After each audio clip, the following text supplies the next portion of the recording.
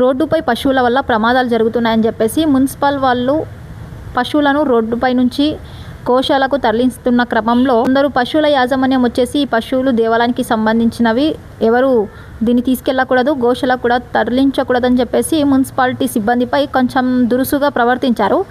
అయితే వాళ్ళపైన మున్సిపాలిటీ వాళ్ళు వచ్చేసి 3 టౌన్ పోలీస్ స్టేషన్లో వాళ్ళు కంప్లైంట్ చేయడంతో వాళ్ళు అక్కడ క్షమాపణ కోరారు. మున్సిపాలిటీ వారు 2000 రూపాయలు జరిమానా విధించారు.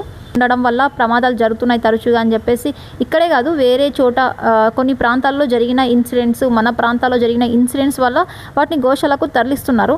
అయితే కొంతమంది పశువుల యాజమాన్యం రోడ్డుపై వదలడమే కాకుండా మళ్ళీ వాటిని గోశాలకు తరలిస్తుంటే అడ్డుపడుతున్నారు.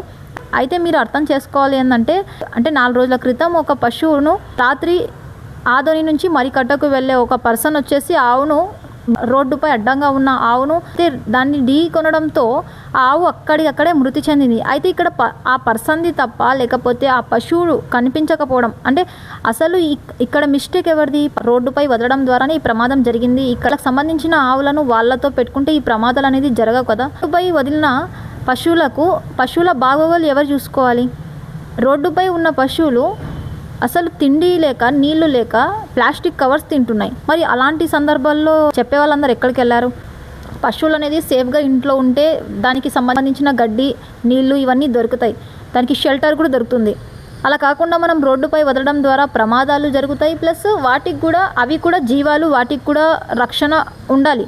ఇంకొకటి, చాలా సందర్భాల్లో నాకు ఆర్ఎస్ఎస్కి సంబంధించిన ఒక బ్రదర్ కాల్ చేసి ఫలానా దగ్గర ఆవు పడింది సిస్టర్, మీరు వస్తారా, దానికి ట్రీట్మెంట్ చేపిస్తానని చెప్పేసి చాలామంది గోమాతకి సంబంధించిన బజరంగ్ దళ్ వాళ్ళే స్వతహాగా ట్రీట్మెంట్ చేపించారు.